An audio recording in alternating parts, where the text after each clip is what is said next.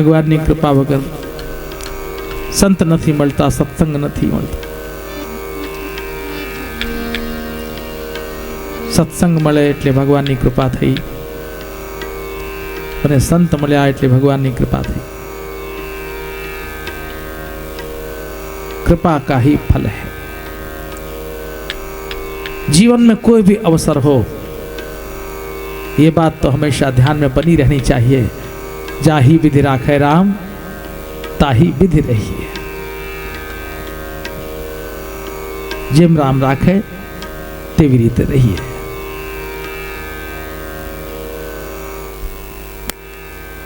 बलदाऊ जी हमेशा तीर्थ यात्रा करते रहते हैं. तीर्थ यात्रा करते हुए जब नैमिष क्षेत्र में पहुंचे तो सूत अपने आसन से उठकर खड़े नहीं हुए.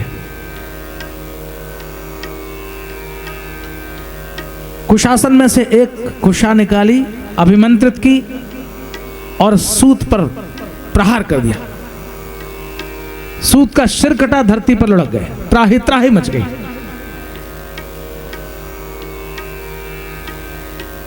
आ शू कर्यु महाराज?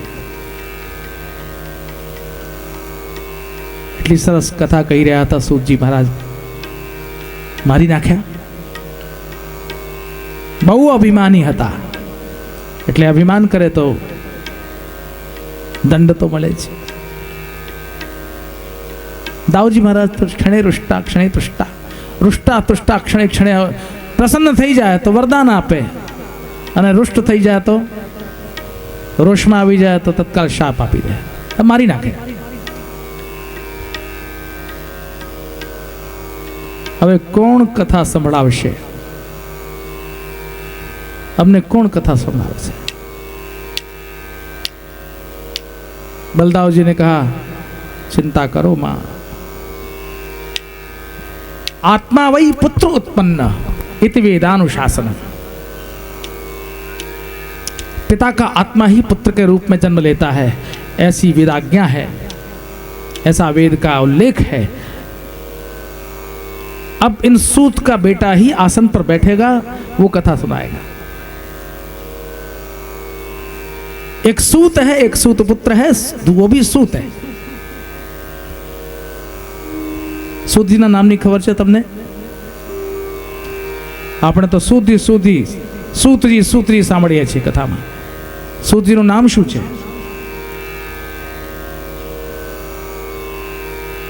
નથી ખબર. सूतजी નું નામ છે रोमहर्षण. कथा कहता कहता रुआ रुआ हर्ष थी जाए, रोम रोम प्रसन्न थी जाए, એટલે रोमहर्षण. और रोमहर्षण नो दीकरो उग्रश्रवा. उग्रश्रवा खूब कथा सांभळे, बहुश्रुत होय तो सारी कथा कही शके छे. જેમાં આપણા પ્રવીણભાઈ ગઢિયા કહે છે, આ બહુશ્રુત છે, ખૂબ સ્વાધ્યાયી છે, એટલે મારા કરતા પણ સરસ કહે છે. આવતા વર્ષોમાં કથા કરતા થઈ જશે એવી મારી ખાતરી છે. સરસ બોલે છે. तो सूत आसन से लुढ़क गए. मृत्यु हुई, उनके पुत्र को आसन पर बिठाया. श्री महाराज परीक्षित कहते हैं, भगवान आपने बहुत मारकाट की कथा सुनाई, कुछ सरस प्रसंग सुनाइए. श्री सुखदेव ने कहा, सुनाता हूं तुमको एक बहुत मधुर आख्यान, जिसके सुनने से हृदय में भक्ति की सरिता प्रवाहित हो चलेगी. बहुत पुरानी बात है. श्री कृष्ण के एक सखा थे. कृष्णस्यासीत् सखा कश्चित्, ब्राह्मणो ब्रह्म वित्तमः, विरक्त इंद्रियार्थेषु,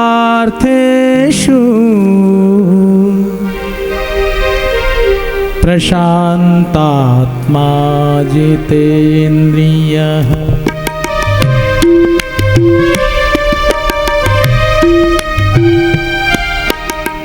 यदिच्छयोपपन्नेन वर्तमानो गृहाश्रमी तस्य भार्या कुचैलस्य क्षुत्क्षामा च तथा विधा कृष्णस्यासीत् सखा कश्चित् ब्राह्मणो ब्रह्मवेत्तमः।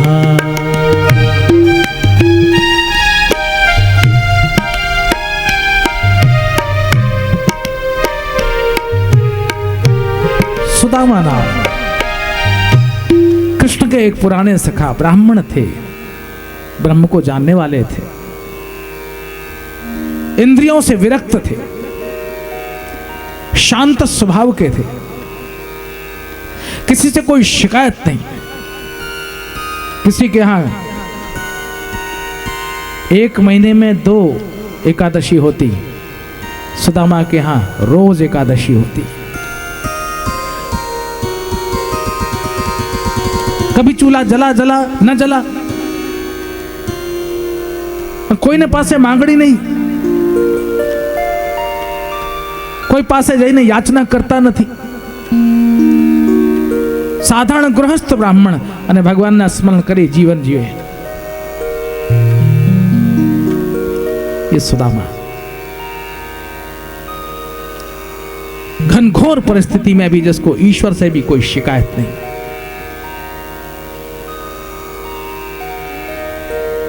भगवान सामे पण हाथ पसारता नहीं। आवा ब्राह्मण सुदामा।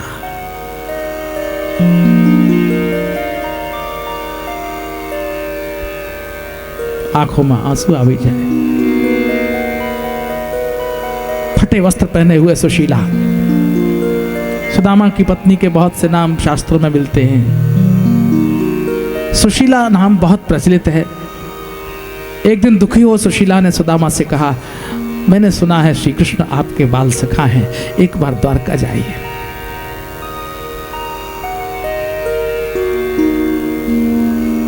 केवी रीते जाइए? मारो सखा तो हवे द्वारकाधीश થઈ ગયો છે, એ મોટો માણસ થઈ ગયો છે। रिक्त पाणिर न पश्येत राजानम भिषजम गुरुम।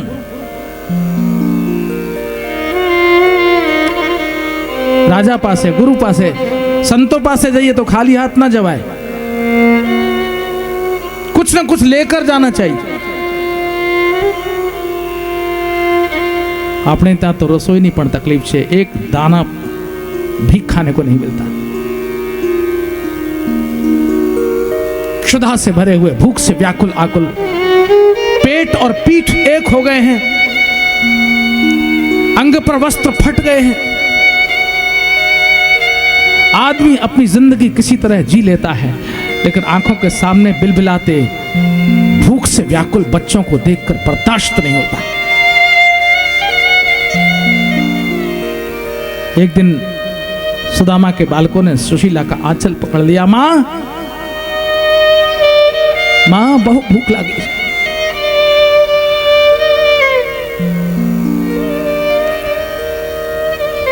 बालकों को देखकर किसका हृदय फट नहीं जाएगा। कई दिन हो गए, अन्न का दाना इस परिवार के किसी भी सदस्य को नसीब नहीं हुआ। चूल्हा नहीं जला, आग नहीं जली, खाना नहीं पका। हृदय फट फट के 2 फाक हो गया। नहीं रहा गया सुशीला से। सुदामा से जाकर कहा, प्रियतम आप जाइए। आज तक मैंने बहुत नहीं कहा आपसे, लेकिन आज तो आपको जाना ही पड़ेगा। भगवान द्वारकाधीश हमारे ऊपर अवश्य कृपा करेंगे। इन बालकों की भूख नहीं देखी जाती। तू बावरी है, गांडी થઈ ગઈ છે। શું લઈ જાઉં દ્વારકાધીશ માટે? આપણા પાસે તો કઈ છે નહીં।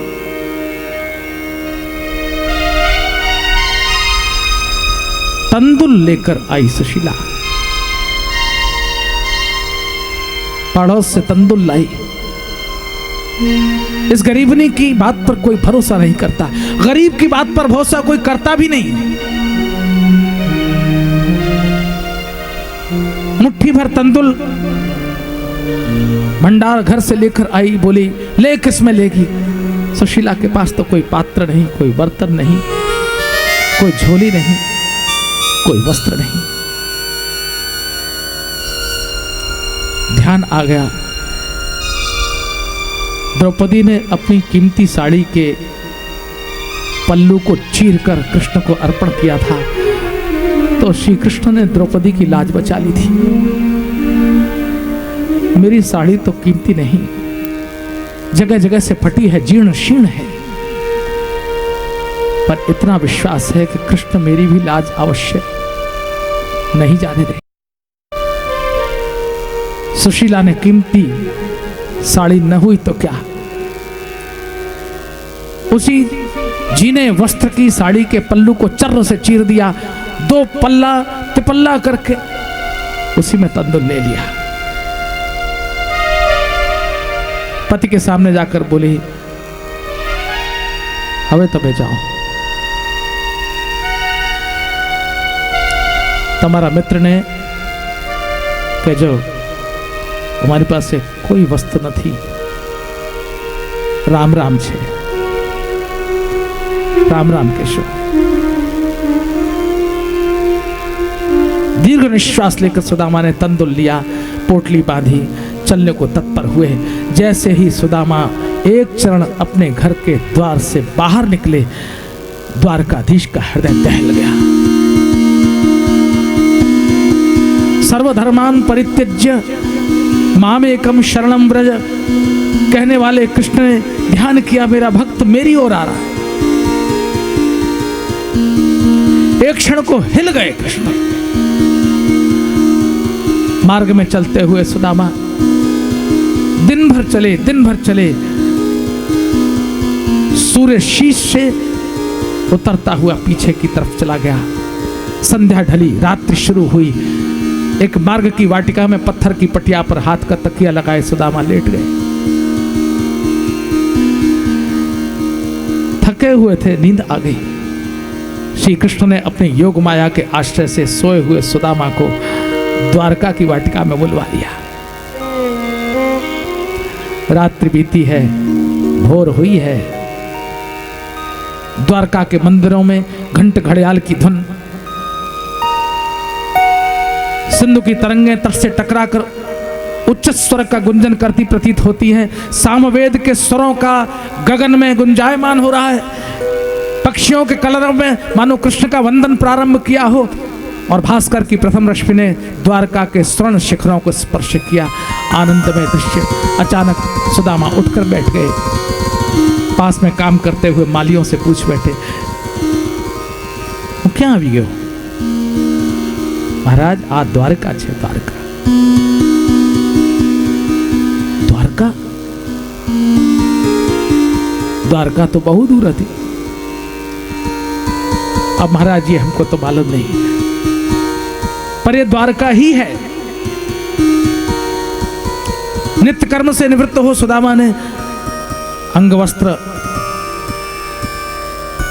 पुनः धारण किए, तंदुल की पोटली बगल में दबाई, मंथर गति से चलते हुए द्वारका की महानगरी में प्रवेश किया है। चौड़े राजमार्ग हैं, आते जाते लोग हैं। जो भी मिलता सुदामा पूछते, क्यों भाई यहाँ कृष्ण कहाँ रहता है? ऊपर से नीचे तक माथा थी पग सुधी जो है आ कौन से ब्राह्मण? महाराजाधिराज नो नाम ले छे। लगता है महाराज इस नगरी में आप नए आए हैं। हमारे यहाँ महाराज का नाम नहीं लिया जाता, हमारे यहाँ तो महाराजाधिराज कहा जाता है। हाँ वही तुम्हारा जो महाराज है वो मेरा बाल सखा है।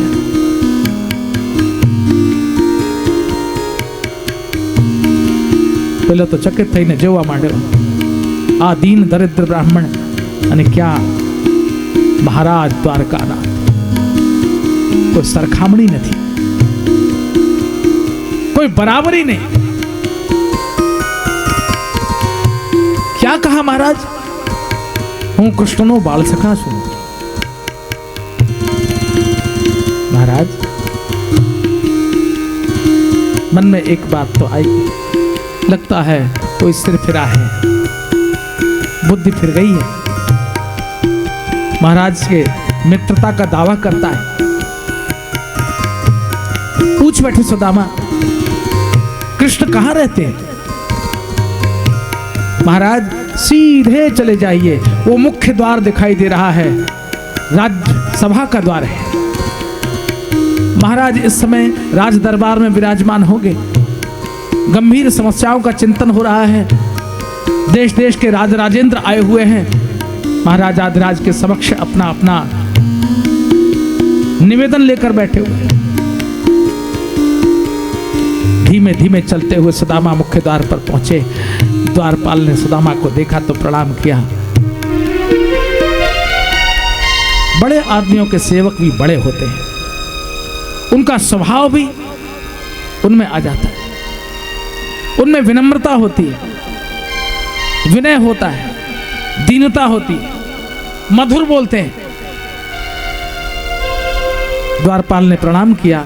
महाराज कहां से पधारे हैं?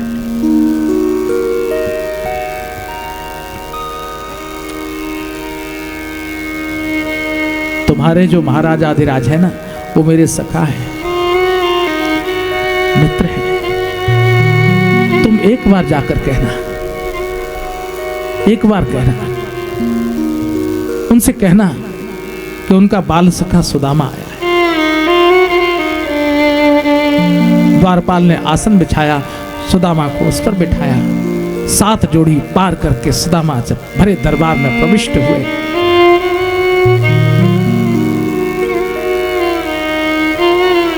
श्री कृष्ण ने केवल नाम सुना था। सुदामा ने भी सोचा था कि राजा हो गया है सखा, कि इतना ऐश्वर्य होगा इसकी कल्पना नहीं थी। और इससे पहले सुदामा दरबार में प्रवेश करते, उससे पहले तो द्वारपाल ने जाकर महाराज से निवेदन किया, महाराज की जय हो। महामंत्री निकट में हाथ जोड़कर खड़े हुए हैं। बड़े बड़े राजराजेंद्र महाराज को अपनी विनती करना चाहते हैं, स्तुति करना चाहते हैं, निवेदन करना चाहते हैं, किंतु महाराज आधिराज द्वारकानाथ को एक क्षण का भी अवकाश नहीं। हाथ में कागज पत्र लगे हुए हैं, कुछ मंत्रणाएं हो रही हैं, कुछ चर्चाएं हो रही हैं। अचानक द्वारपाल ने प्रणाम किया, महाराज की जय हो। महामंत्री पूछ बैठे, कहो द्वारपाल कैसे आए? महाराज निवेदन करने आया हूं, एक ब्राह्मण जैसे आज तक न देखा गया और न उसका ऐसा नाम सुना गया। द्वारका की गलियों में चकित चौंकता सा राजमहल के कंगुरे, अट्टालिकाएं, शिखरों को चकित सा चौंकता देखता हुआ महाराज आदिराज के धाम का पता पूछता घूमता है। महाराज द्वार पर खड़ा है। कौन है वो? महाराज शीश पगान झगातन पे, हिंदी साहित्य में एक कवि थे, ये अच्छे नरोत्तम कवि, તેમની લેખની ધન્ય થઈ ગઈ। ભગવાનની લીલાનો જે ગુણગાન કરે તે અમર થઈ જાય છે। નરોત્તમ કવિ લખે છે અને દ્વારપાલ નિવેદન કરી રહ્યા છે। બે દ્વારપાલ ત્યાં ઊભા હાથ જોડીને, शीश पगान झगा तन पे, प्रभु जाने को आही बसे कही ग्राम। धोती फटी सी लटी दुपटी, अरुपाय उपान की नहीं सामा। द्वार खड़ो द्विज दुर्बल देखी रहो, चकिसो वसुधा भिरावा। पूछत दीन दयाल को धाम, बतावत आपनो नाम सुदामा।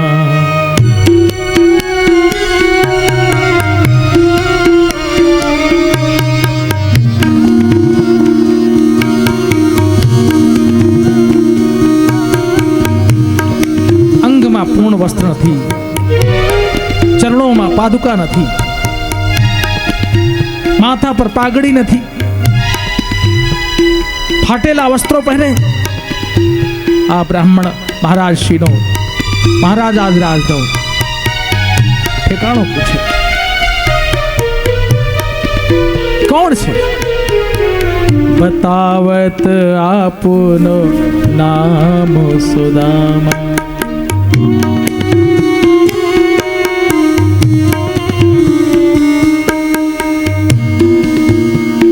કયા ગામનો છે ખબર નથી, ક્યાંથી આવ્યો છે ખબર નથી, પણ દીન છે, महाराज आदिराजना दर्शन करवा इच्छे छे।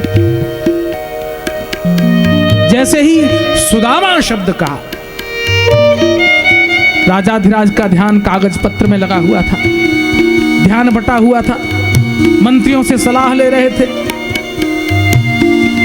और ये द्वारपाल खड़े हुए सुदामा के आगमन की सूचना दे रहे थे, अंग वस्त्रों के फटे होने की बात कह रहे थे। लेकिन जैसे ही कहा कि वो अपना नाम सुदामा बताता है, सुदामा शब्द से चमत्कार हुआ। कौन आया? कौन?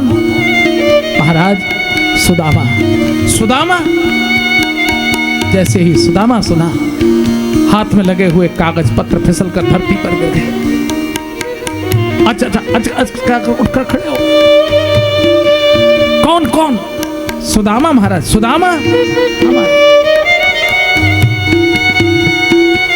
हड़बड़ी में उठे, चरणों में पहनी हुई पादुकाएं बिखर गई, 7 सीढ़ियां शीघ्रता में उतरते हुए श्री कृष्ण दौड़ पड़े द्वार की ओर। सुदामा। हाँ महाराज। कहाँ है सुदामा? कहाँ है? कहाँ है? 7 जोड़ी पार करके श्री कृष्ण जब मुख्य द्वार पर जा पहुंचे, भक्त सुदामा को देखा तो दोनों बाहें फैलाकर श्री कृष्ण ने अपने अंग से लगा लिया और जोर जोर से रोने लगे। सखा, सखा तुम आए। गदगद कंठ से सुदामा ने सोचा, हाँ, ये कृष्ण मुझे भूला नहीं। आदमी बड़ा आदमी हो जाता है, औरों की तो बात छोड़ो, अपनों को भूल जाता है। कृष्ण ने मेरी याद रखी, कृष्ण ने मुझे पहचान लिया। ये सोच सोच कर सुदामा मगन हो नेत्रों से अश्रुपात करने लगे और श्री कृष्ण के अंग वस्त्रों को भिगो भिगो दिया। आज एक सखा का सखा से मिलन हो रहा है। नैनों से बहती हुई जलधार ने दोनों के अंगों को भिगो भिगो दिया। चकित से, थकित से, चौंकते से, फटी आंखों से देखते हुए यह दृश्य, कौन है ये? कुछ क्षण लगे सामान्य होने, दीर्घ निश्वास लिया। राजाधिराज महाराज द्वारकाधीश ने सुदामा के गलबहियां डाली, कंधे पर हाथ रखा। सखा, सखा चलो तो मेरे साथ चलो। 7 जोड़ी लांग कर भरे दरबार में जब श्री कृष्ण प्रविष्ट हुए, सबकी आंखें उठ गई। ऐसा दृश्य तो आज तक किसी ने देखा नहीं था। एक और आकाश की ऊंचाइयां, एक और धरातल का यह व्यक्ति,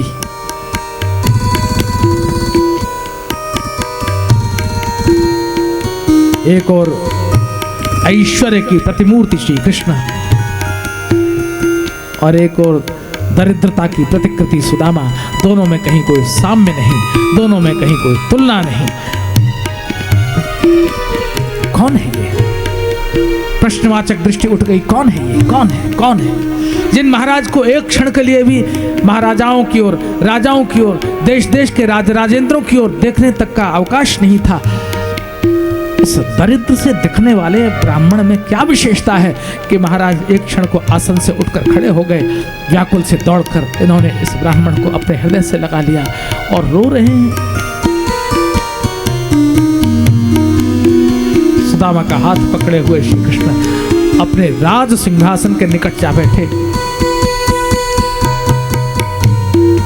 और जिस सिंहासन की ओर आंख उठाकर देखने की हिमाकत कोई नहीं कर सकता था, आज उस सिंहासन पर दीन सुदामा को श्री कृष्ण ने विराजमान कर दिया और स्वयं चरणों में बैठ गए।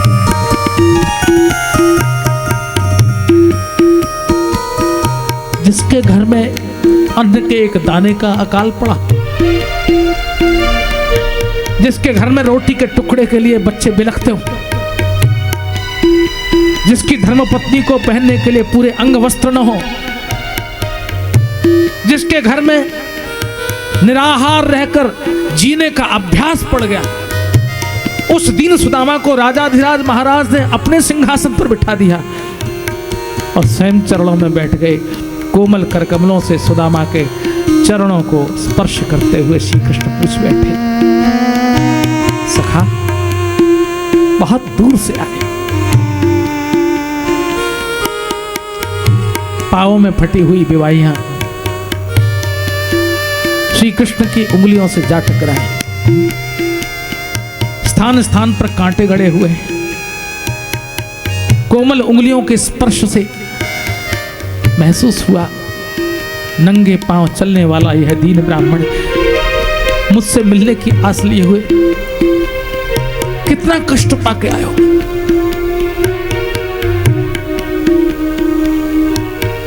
ऐसे बिहाल बिवाइन सो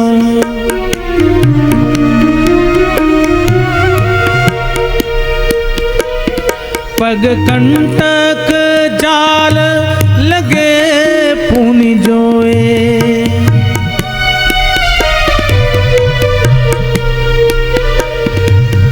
हाय महादुख पायो सखा,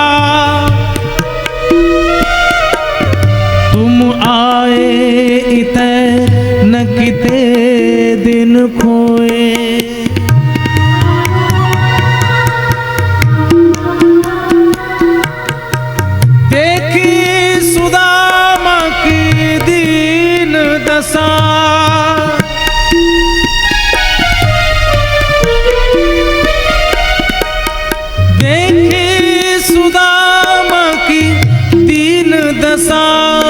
करुणा करिके करुणा निधि रोए,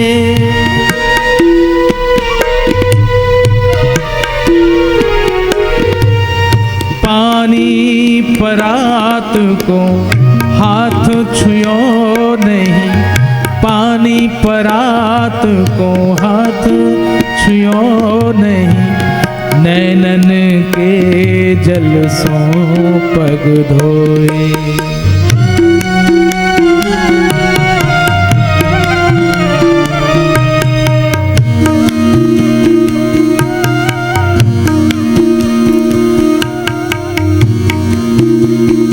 नैनो माथी बिखरती आंखों आंसुनी लड़ी सुदामाना चरणों में एक एक मोती जेवी बिखरी। सखा तुमने बहुत तकलीफ थी। श्री कृष्ण की आंखों से बहते हुए आंसू की कीमत कौन लगा सकता है? भक्त भगवान के लिए रोता है, बिलखता है, लेकिन जिस दिन भक्त भगवान का शरणागत होता है और उस दिन भक्त का दैन्य देखकर ईश्वर की आंखों से आंसू बरसता है, तो उस आंसू के मोती की कीमत कौन जौहरी है जो लगा सके?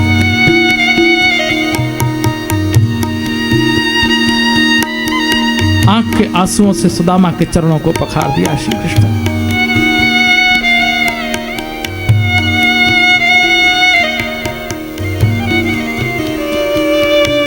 हाँ, कृष्ण ने मेरा कितना सम्मान किया, इतना बड़ा राजा हो गया, राजाधिराज हो गया, लेकिन मुझ दीन को कृष्ण भूला नहीं। इसने मुझे अपने सिंहासन पर बिठाया, स्वयं चरणों में बैठ गया।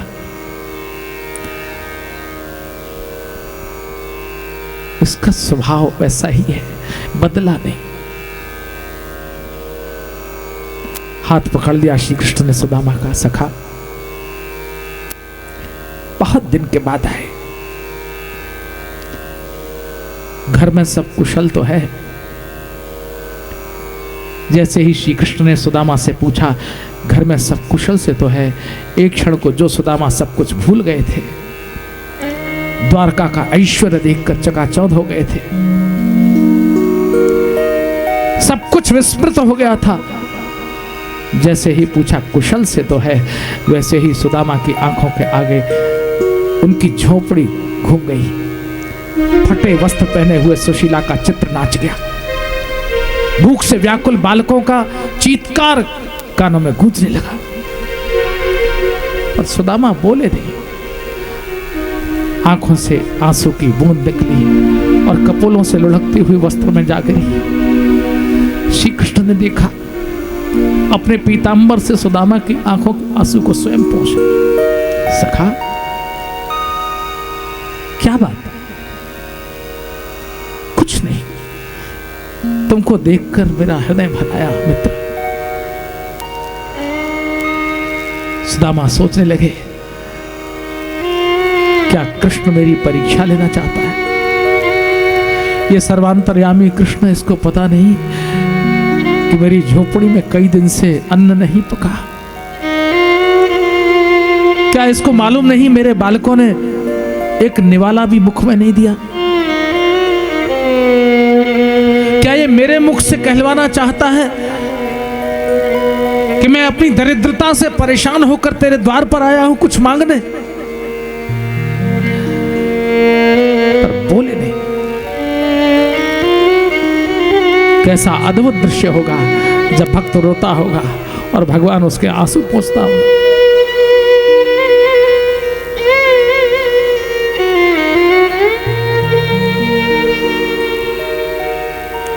सुदामा के मुख से निकल पड़ा, हाँ सब कुशल है।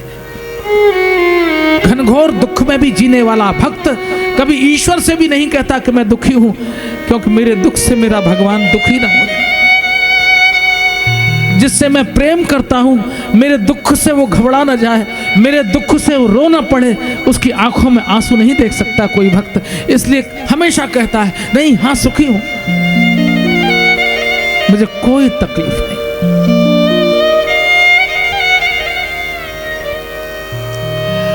बगल में दबी हुई तंदुल की पोटली को सुदामा ने संकोच से छिपा लिया और ये देखकर कृष्ण की तो भूख जागृत हो गई। भगवान कब भूखा होता है? जब भाव की प्रबलता होती। बोल पड़े कृष्ण, सखा मेरी भाभी ने मेरे लिए जरूर कुछ भेजा होगा। और अधिक संकोच में गड़ गए, बगल में दबी हुई पोटली को और छिपाने की कोशिश की, लेकिन श्री कृष्ण इतने भूखे हो गए, एक झपट्टा मारकर पोटली को छीन लिया। यह हिस्सा मेरा है, मेरी भाभी ने मेरे लिए भेजा है, अपने हिस्से में मैं किसी को नहीं देता। छीनने में, झपटने में जीर्ण शीर्ण वस्त्र की यह पोटली फट गई। 2 4 10 15 20 100 तंदुल बिखरने को हुए। एक मुट्ठी भरी श्री कृष्ण ने फाँक ली, आत्मतृप्त हो गए। आहा, बहुत स्वाद है इसमें। नैनों से बहते हुए नीर में सुदामा ने देखा, जिसके यहाँ 56 प्रकार के भोग नित्य लगते हैं, इस कृष्ण को मेरे तंदुल में स्वाद मिलता है।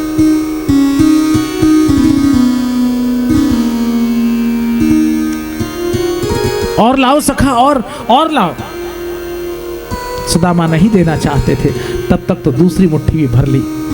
एक ही मुट्ठी में त्रैलोक्य का ऐश्वर्य प्रदान कर दिया। दूसरी खाना चाहते हैं, हाथ पकड़ लिया गया, रोक लिया रुक्मिणी ने। बस बस, अब क्या हमें भी इनकी दासी बनाएंगे? सारे ऐश्वर्य, त्रैलोक्य का ऐश्वर्य तो आपने एक मुट्ठी तंदुल में इनको दे दिया, अब नहीं। हाथ रोक लिया, वरना ये द्वारका नाथ क्या न दे दे, कोई सुदामा की तरह उसके दर तक जाए तो सही। द्वारकाधीश कहता है कि तू आ, फिर देख मैं तुझे क्या नहीं दूंगा। एक बार मेरे द्वार तक आएगा, तुझे खाली हाथ नहीं भेजूंगा, इतना दे दूंगा। मैं तेरे जैसे वस्त्र धारण करने को तैयार हूं, मैं तेरी तरह जीने को तैयार हूं, लेकिन तेरी दरिद्रता का हरण मैं करूं। हाथ पकड़कर सुदामा को श्री कृष्ण 7 सीढ़ी उतार कर ले गए भोजनशाला में। अपने हाथ से जल झड़का। ओम अपवित्र पवित्रो वा सर्वावस्थांगतो विवा यस्मरेत पुंडरीकाक्षम सबाहयाभ्यंतर शुचि। जिस राजाधिराज के यहाँ कितने सेवक सेविकाएं, परिचारक दिन रात सेवा में लगे रहते हैं, आज वो महाराज अपने परम प्रिय सखा सुदामा के लिए स्वयं सेवा में लग गया। सब सेवकों को एक तरफ कर दिया, हटो, आज मैं खुद ही सुदामा को भोजन कराऊंगा। आसन बिछाया,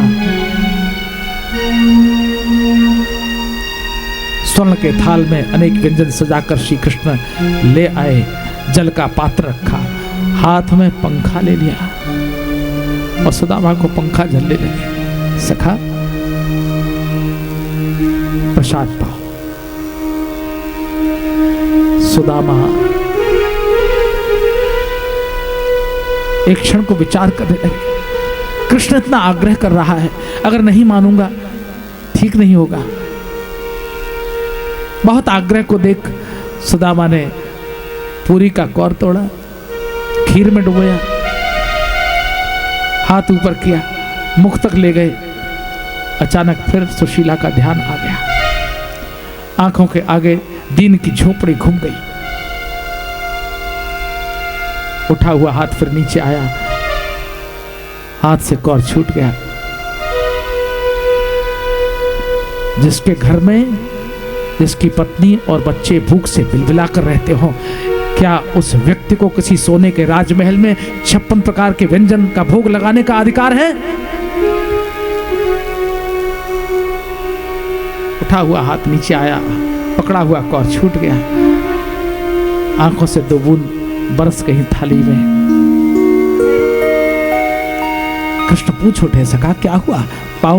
नहीं नहीं, बस तुमको देखकर मेरा मन भर गया, अब इच्छा नहीं।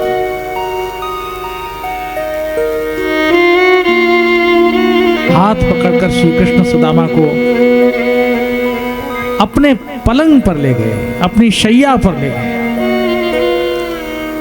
सखा बहुत दूर से आए हो, तुम्हारे चरण दाब दो। जिन भगवान के चरणों को कमला अपनी सेवा से तुष्ट करती है, आज वो भगवान अपने सखा के चरण की सेवा में लगे।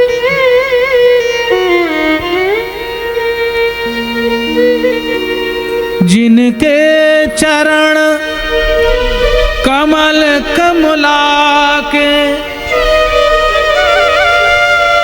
करतल से न निकलते देखा, उनको ग्वाल उनको ब्रज करील कुंजों में कंटक पथ पर चलते देखा।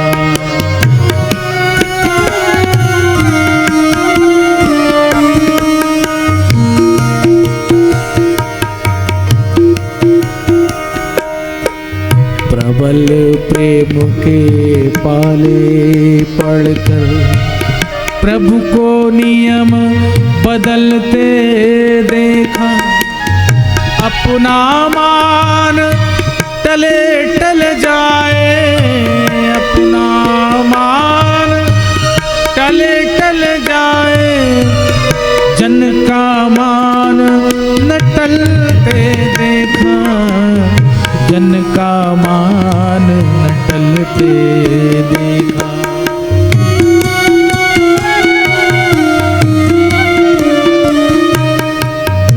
श्री कृष्ण सुदामा की सेवा करने लगे,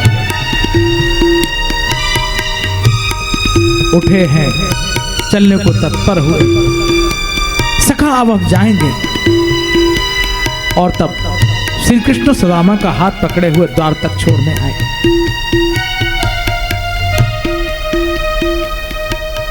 सुदामा को लगा कुछ दिया नहीं,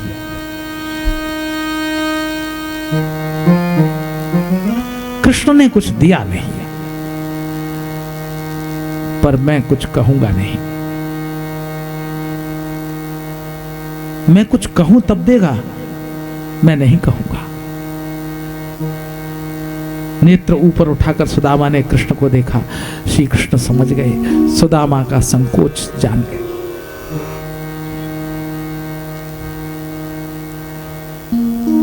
कृष्ण ने कहा, कहो सखा, कुछ कहना चाहते हो? नहीं नहीं नहीं, अब मैं चलूंगा, अब मैं जाऊंगा। चलने को हुए, लेकिन फिर भी श्री कृष्ण ने कुछ दिया नहीं। बात तो मन में आई, ब्राह्मण के ध्यान में बात आती है, दक्षिणा की बात आती है। सामने वाले के द्वारा दिए गए कुछ न कुछ वचन की याद आती है। स्वाभिमानी ब्राह्मण है, कुछ कह नहीं सकता। सुदामा ने कहा, कुछ दिया नहीं, कह दूं क्या? सुशीला पूछेगी तो क्या उत्तर दूंगा? कह देता हूं। नहीं नहीं, कहूंगा नहीं। नहीं, कह देता हूं। नहीं नहीं, कहूंगा। मैं क्या करूं? कहता हूं तो एक ब्राह्मण का स्वाभिमान जाता है, और नहीं कहता तो दरिद्रता नहीं जाती। हवे हूं शू करूं? क्या अद्भुत असमंजस की परिस्थिति बन गई सुदामा की। कहने से एक स्वाभिमानी ब्राह्मण का स्वाभिमान जाता है, और न कहने से तो दरिद्रता नहीं जाती। एकदम संकोच में मुकाई गया सुदामा जी। पर भगवान ने पलटकर कहा भी नहीं कि कुछ ले जाओ। सुदामा के मस्तक पर रेखा देखी, भाग्य की रेखा। 7 जन्म तक इस ब्राह्मण के भाग्य में लक्ष्मी का योग नहीं, और लक्ष्मी अगर मिल भी जाए तो उसका विनाश हो जाए। बहुत से ऐसे लोग हैं, मिट्टी को छूते हैं सोना हो जाता है। बहुत से लोग होते हैं, सोने को छूते हैं मिट्टी हो जाती है। अपना अपना भाग्य ललाट पर खिंची हुई रेखा पड़ी श्री कृष्ण ने। इस दीन ब्राह्मण के भाग्य में अगर लक्ष्मी आ भी जाए तो भी इसका भाग्य ही ऐसा है कि लक्ष्मी नष्ट हो जाएगी। श्री क्षय माथे पर लिखा हुआ है। श्री कृष्ण ने अपना करकमल उठाया और सुदामा के मस्तक पर हाथ को उल्टा फेर दिया। श्री क्षय का उल्टा हो गया। यक्षश्री, जो लक्ष्मी, जो श्री यक्षराज कुबेर के यहां होती है, वो श्री, वो लक्ष्मी श्री कृष्ण ने सुदामा के भाग्य पर लिख दी। किसी के भाग्य में हो न हो, लेकिन श्री कृष्ण जिस पर कृपा कर देते हैं, लक्ष्मी उसके घर में जबरदस्ती घुस जाती है। सुदामा के भाग्य को पलट दिया, रेखा को उलट दिया, सुदामा को सर्व ऐश्वर्य से संपन्न कर।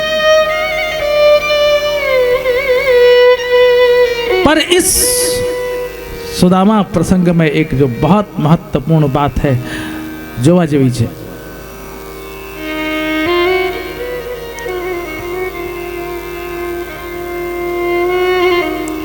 सुदामा जी आज्ञा मांगी भगवान पासेથી અને પ્રસ્થાન કરી અને વિચારતા જાય છે કૃષ્ણે કંઈ મને આપ્યું નથી, કંઈ નથી આપ્યું, कुछ दिया नहीं। दुख में भी जो कृष्ण की कृपा की अनुभूति करता है वो संत। एक सोच, एक थॉट, एक विचार, एक चिंतन जो व्यक्ति के जीवन को बदल के रख देता है। लोग पूछते कथाओं से क्या होगा? कथाओं से यही होगा कि व्यक्ति के विचार में पुष्टता आती है, सक्षमता आती है, वो हर परिस्थिति से जूझना सीख जाता है। यही कथा देती है और कुछ नहीं।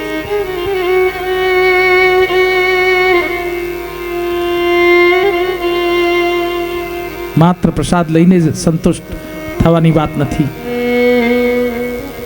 ને જ્ઞાનનો પ્રસાદ મળે તો જ જીવન બને। सुदामा ने सोचा अच्छा हुआ कृष्ण ने मुझे कुछ दिया नहीं। कृष्ण मुझसे बहुत प्रेम करते हैं। व्यक्ति को बहुत सी संपत्ति मिल जाती है तो भगवान को भूल जाता है। धन आवे तो भगवान ने भूल ही जाए।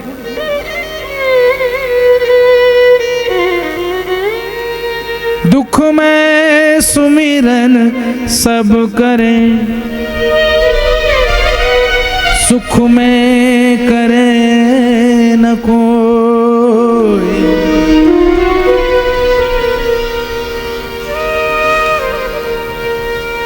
जो सुख में सुमिरन करे तो दुख काहे को हो।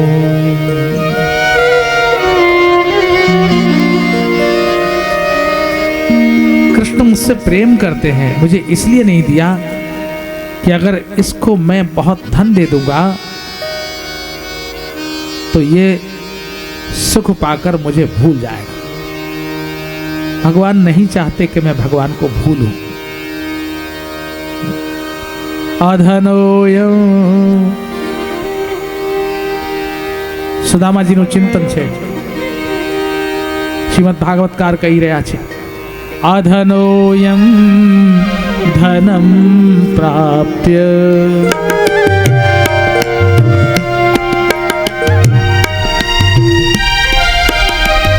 अधनोयं धनं प्राप्य माद्यन्नुच्चैर्न मां स्मरे।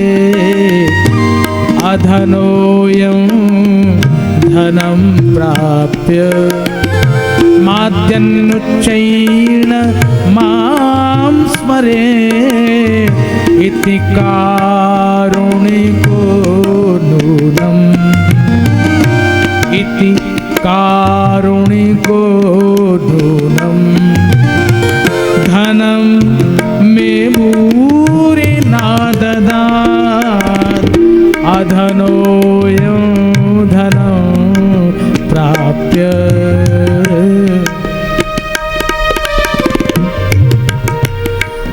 ये निर्धन है।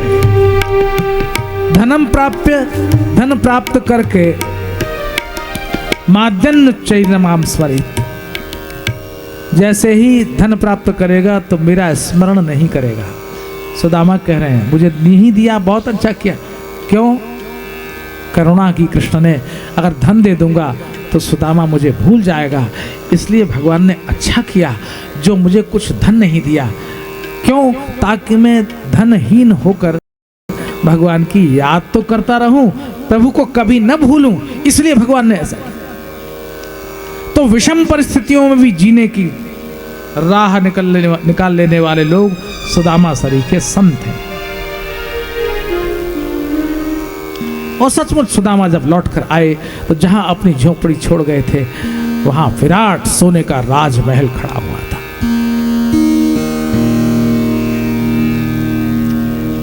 सेवक आए, चाकर आए, प्रणाम किया। महाराज आपको हमारी महारानी साहिबा ने बुलाया है। महारानी साहिबा ने क्यों बुलाया? हम तो यहाँ थे नहीं, हमने कोई अपराध नहीं किया, हमको जाने दीजिए। नहीं नहीं नहीं, महारानी साहिबा आपसे आशीर्वाद लेना चाहती हैं। ओहो, तो आशीर्वाद ही तो बचा है। किसी बड़े आदमी ने हमारी झोपड़ी पर कब्जा कर लिया, राजमहल बना लिया। चलो आशीर्वाद देना है तो आशीर्वाद तो दे ही देंगे, बाकी चलो अच्छा रहा, ना घर रहा ना घरवाली रही, अब तो भजन करने का समय मिला, भजन ही करेंगे। पहुंचे हैं सुदामा उस विराट राजमहल में, द्वारका के महलों से भी श्रेष्ठ महल बना हुआ है। आप इस बात को समझे, दाता हो तो ऐसा हो, अपने से श्रेष्ठ वस्तु याचक को प्रदान करे, नाथ की गोलक में डाल के आ जाएंगे। महाराज तमारी वस्तु तमने ज अर्पण छे, बाजार में तो कोई लेतो नहीं। अपने से श्रेष्ठ वस्तु जिसको हम स्वयं प्रयोग करते हैं, उससे भी अच्छी वस्तु किसी को दें, ये भगवान का स्वभाव है, ये कृष्ण का स्वभाव है। भगवान ने अपने द्वारका के राजमहलों से भी श्रेष्ठ राजमहल सुदामा को प्रदान कर दिया। और जब प्रविष्ट हुए राजमहल में तो सामने से छम छम करती हुई महारानी साहिबा चली आ रही थी। सुदामा अचकचा गए, घबरा गए, स्वयं ही दंड प्रणाम करने लगे, प्रणाम प्रणाम प्रणाम। महारानी ने कहा, महाराज आप क्यों प्रणाम कर रहे हैं, आप तो आशीर्वाद दीजिए, पहले मैं प्रणाम करूंगी। हाँ हाँ ठीक ठीक, अच्छा प्रणाम प्रणाम। अरे महाराज मुझे प्रणाम तो कर लेने दीजिए, आपने मुझे पहचाना? सुदामा ने कहा, कहीं आपको देखा तो है। परम ऐश्वर्यमयी श्री संपन्न महारानी को देखकर सुदामा एक क्षण को अचकचा गए। महारानी ने कहा, आप मेरी ओर देखिए। सुदामा ने कहा, हम परस्त्रियों की ओर देखते नहीं। महारानी ने कहा, देखिए मैं हूं आपकी पत्नी। सुदामा ने कहा, एक थी न जाने कहां गई, अब दूसरा ब्याह करने का विचार नहीं है।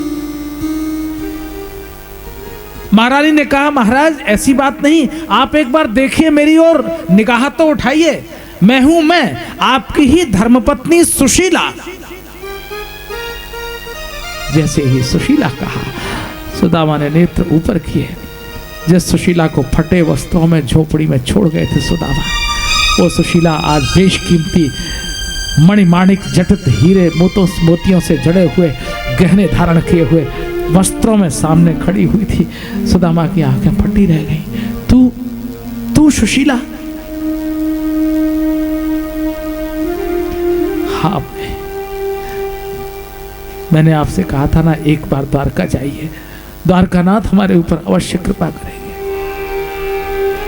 भर भरा कर आंखों से बहते हुए पानी ने धरती को भिगो दिया। सुदामा आज भाव से भरे हुए कृष्ण की स्मृति करते हुए मन ही मन कहते हैं, वाह रे गोविंदा, तेरी लीला बहुत अद्भुत है। दुनिया के लोग देते हैं, ढिंडोरा पीट कर देते हैं, चिल्ला चिल्ला कर देते हैं, घोषणाएं करके देते हैं, जाहिरात करके देते हैं, नाम लिखवा कर देते हैं, पावती लेकर देते हैं, लेकिन तेरा देना तो बड़ा अद्भुत है। तू देता भी है और कहता भी नहीं, चुपचाप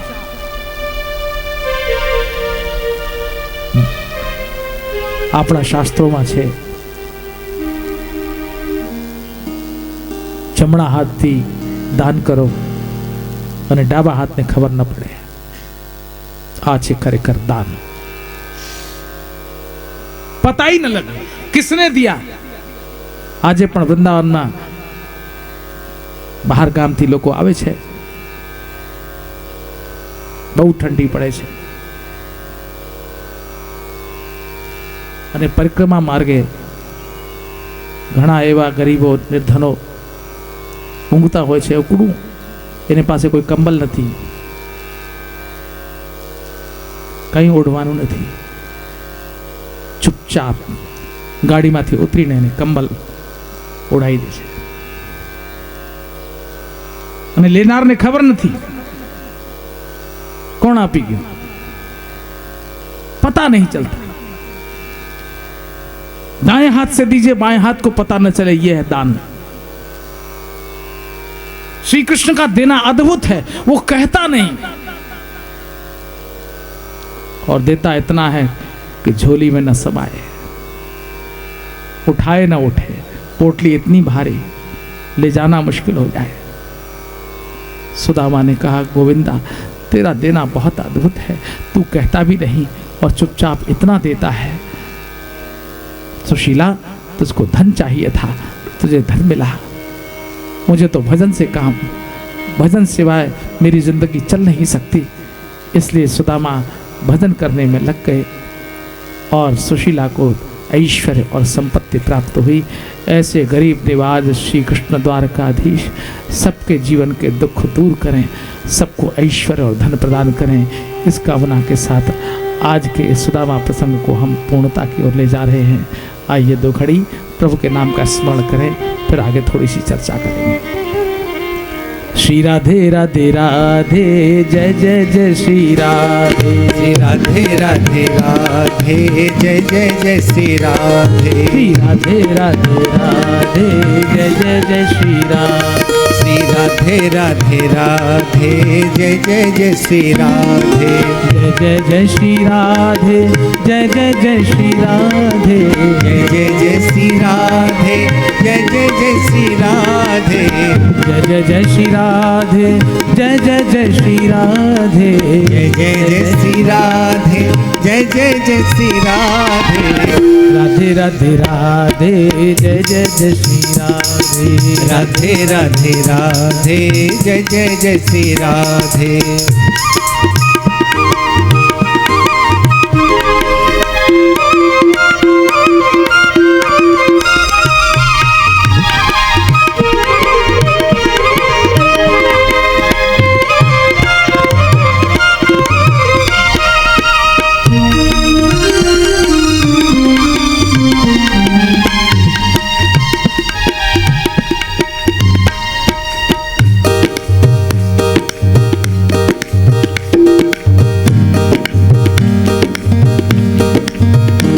राधे जय जय राधे, राधे राधे जय श्री राधे।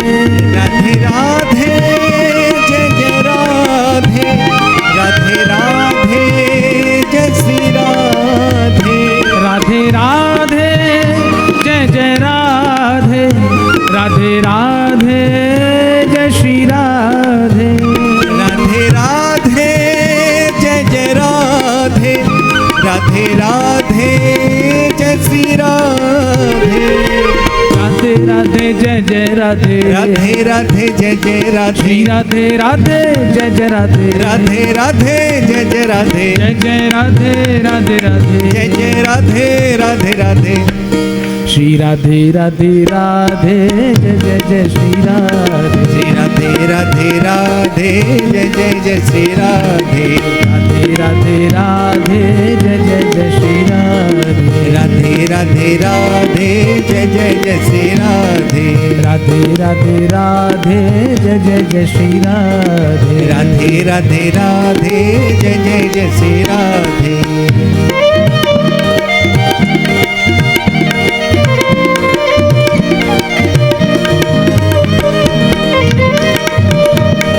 हरि बोल।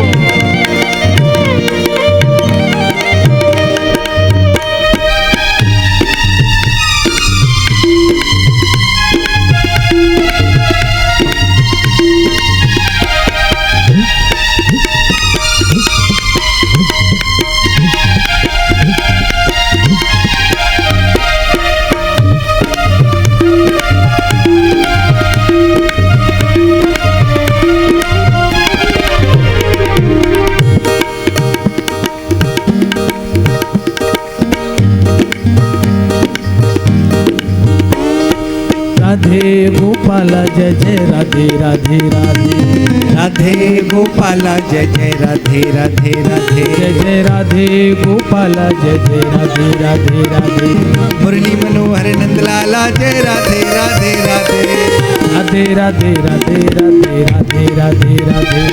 राधे राधे राधे राधे राधे राधे राधे।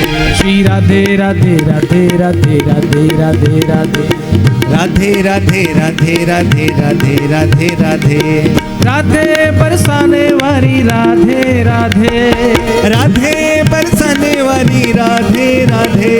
जय राधे बरसाने वाली राधे राधे। जय राधे बरसाने वाली राधे राधे। जय राधे राधे। जय राधे वृषभानु दुलारी राधे राधे। जय राधे वृषभानु दुलारी राधे राधे। जय राधे वृषभानु दुलारी राधे राधे। जय राधे श्री कीरत प्यारी राधे राधे। जय राधे जय कीरत प्यारी राधे राधे। जय राधे जय कीरत प्यारी राधे राधे। जय राधे जय कीरत प्यारी राधे राधे। जय राधे बरसाने वाली राधे राधे। जय राधे बरसाने वाली राधे राधे। श्री राधे जय राधे जय राधे राधे राधे। श्री राधे जय राधे जय राधे राधे राधे। श्री राधे जय राधे जय राधे राधे राधे। श्री राधे जय राधे जय राधे राधे राधे। श्री राधे राधे राधे जय जय जय श्री राधे। श्री राधे राधे राधे जय जय जय श्री राधे। जय जय जय श्री राधे जय जय जय श्री राधे। जय जय जय श्री राधे जय जय जय श्री राधे। जय जय जय श्री राधे। श्री राधे राधे राधे राधे जय जय जय श्री राधे। राधे राधे राधे जय जय जय श्री राधे। श्री राधा गोविंद भगवान की जय। जय जय श्री राधे।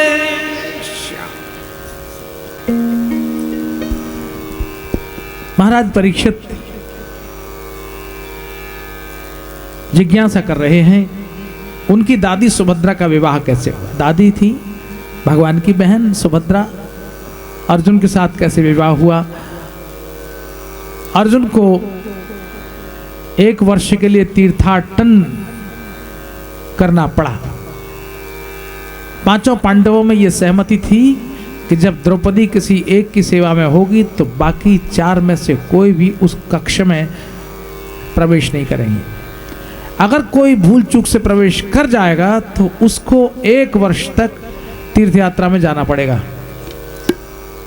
अर्जुन से चूक हो गई तो वो तीर्थ यात्रा में गए और तीर्थ यात्रा करते हुए प्रभास क्षेत्र में आए। यहां पर यात्रा कर रहे थे, केश बढ़ गए थे, दाढ़ी बढ़ गई थी, महात्मा वेश धारण कर लिया था। बलदाऊ जी महाराज को बड़ी श्रद्धा है, ये महात्मा जी बड़े अच्छे हैं, बहुत सुंदर बोलते हैं। अपने घर पर निमंत्रण दिया और अर्जुन महात्मा बने हुए दाऊ जी के यहां गए। बलभद्र ने पहचाना नहीं था कि ये अर्जुन है। और इधर भोजन की थाली पर जब तक बैठे बैठे और दाऊ जी जब तक प्रसाद लेने जाएं तब तक तो अर्जुन ने सुभद्रा का हाथ पकड़ा, रथ में बिठाया और ये गए और वो गए। दाऊ जी महाराज बोले वो स्वामी जी कहां गए? ये तो भैया गया, वो ले गए, चले गए स्वामी जी, यहां नहीं है। सुभद्रा जी ने ले गया। हैं? सुभद्रा जी ने ले गया?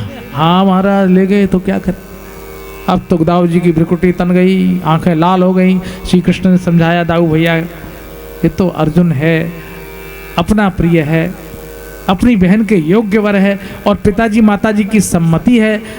भैया आपके डर के कारण कोई कहता नहीं था। दाऊ जी का बड़ा घर में रौब था, उनके भय से कोई बोलता नहीं था, बड़ा कड़क दाऊ जी थे। दाऊ जी ने कहा अच्छा तो लगता है इसमें तेरी सहमति है। भगवान ने कहा नहीं मेरी सम्मति नहीं, माताजी की भी है, पिताजी की भी है। बोले ठीक है, जब तू ही चाहता है तो मैं क्यों बीच में पढ़ूं। दाऊ जी की इच्छा थी कि अपनी बहन का विवाह वो दुर्योधन से करते, दुर्योधन शिष्य था दाऊ जी का। लेकिन जब अर्जुन ले ही गए तो दाऊ जी ने देखा सबकी सम्मति है, तो फिर दाऊ जी नहीं बोले और इस तरह से सुभद्रा का हरण करके विवाह हुआ। श्री कृष्ण ने दाऊ जी को कहा, दाऊ भैया जब हमारे खानदान में सबके ब्याह ऐसे ही हुए तो हमारी भी बहन को वो ले गया, तो उसमें कौन सी ऐसी आफत आ गई? जब रीति ऐसी बन गई है, हम दूसरों के लिए आए तो हमारी भी कोई ले गया, ऐसे ही चलता है, जाने दो कोई बात नहीं। दाऊ जी का क्रोध शांत हुआ। ऐसे सुभद्रा जी के विवाह की चर्चा की। श्रुतदेव नाम के ब्राह्मण और बहुलाश्व नाम के जनकपुर के राजा को भगवान ने एक ही समय में प्रकट होकर दर्शन दिया। माने भगवान राजा और रंग नहीं देखते, भगवान भाव देखते हैं। कोई राजा हुआ तो क्या, कोई रंग हुआ तो क्या, अगर भाव होगा तो समान रूप से भगवान सबको धन्य करेंगे। वेदों में भगवान का स्वरूप निर्गुण है, निराकार है, ऐसा श्री सुखदेव जी कहते हैं। एक असुर था वृकासुर, उसने भगवान शंकर को प्रसन्न किया, अपने शरीर के अंग को काट काट कर चढ़ाया। भगवान शंकर प्रकट हो गए, नाम है इनका आशुतोष, शीघ्र प्रसन्न होने वाले। बोल क्या चाहता है, बोल। महाराज मैं जिसके सिर पर हाथ रखूं वो भस्म हो जाए। शिव जी ने कहा तथास्तु। वृकासुर ने कहा तो थोड़ा आगे आ जाओ। शंकर जी ने कहा क्यों? बोले मैं तुम्हारे ही सिर पर हाथ रख के देखता हूं भस्म होते हो कि नहीं। अरे मेरी बिल्ली और मुझे ही म्याऊं, मैंने ही वरदान दिया और मेरे ही सिर पर हाथ रखेगा। शंकर जी का वरदान तो झूठा हो नहीं सकता। कमंडल लेके भाग लिए और पीछे पीछे वृकासुर,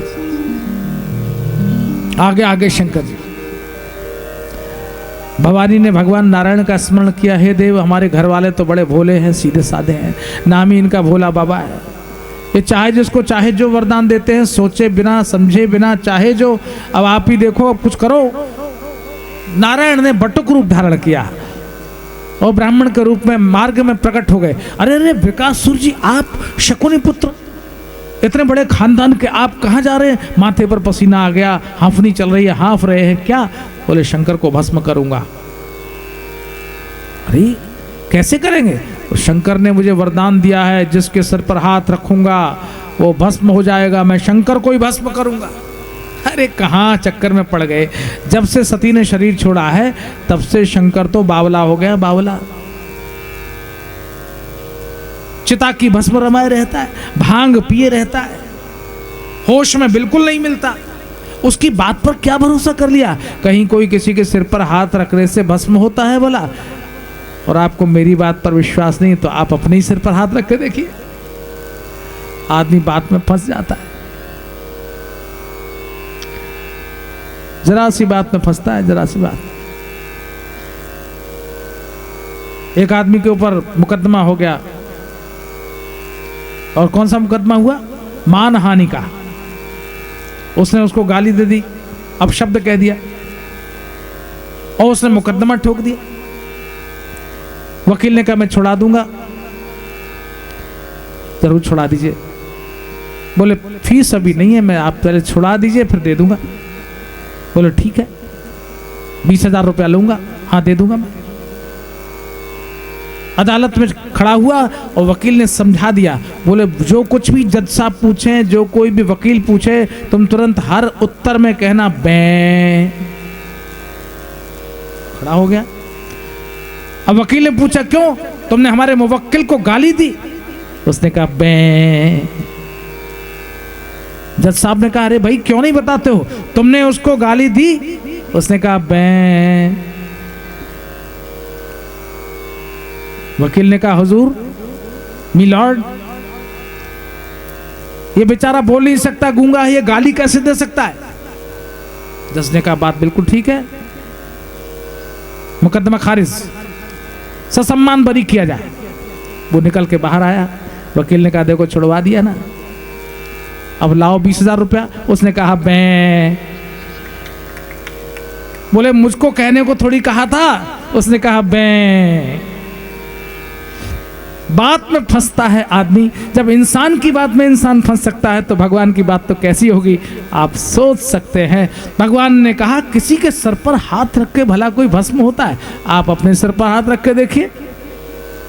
वृकासुर ने जैसे ही हाथ रखा तत्काल भस्म हो गया।